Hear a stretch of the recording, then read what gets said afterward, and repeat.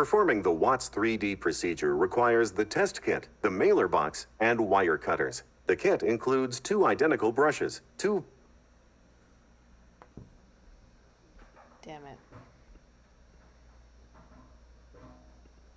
Performing the WATS3D procedure requires the test kit, the mailer box, and wire cutters. The kit includes 2 identical brushes, 2 vials with solution, 1 tall vial and 1 short vial, the TRF, and the patient billing card. In preparation, place the contents on a clean surface and open the vials.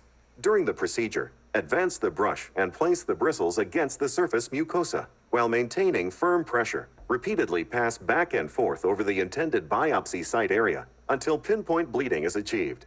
With the tip of the brush slightly inserted into the tall vial, use cutters to clip off the bristle portion of the brush and submerge in the solution. Replace the cap and twist it closed until the black line on the lid passes the black line on the vial.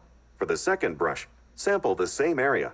With the tip of the brush slightly inserted into the short vial, clip off the bristle portion of the brush, submerging it in the solution. Replace the cap of the short vial and twist it closed until an audible click is heard. Important: do not place both brush tips in the same vial. Use 1 vial for each brush. Fill out the TRF completely and attach the patient face sheet. During packaging, a patient label needs to be on both vials and on the TRF. Package contents in the original bags that came with the kit. Put everything into the mailer box. Remove the tracking sticker that's included and place it in your logbook.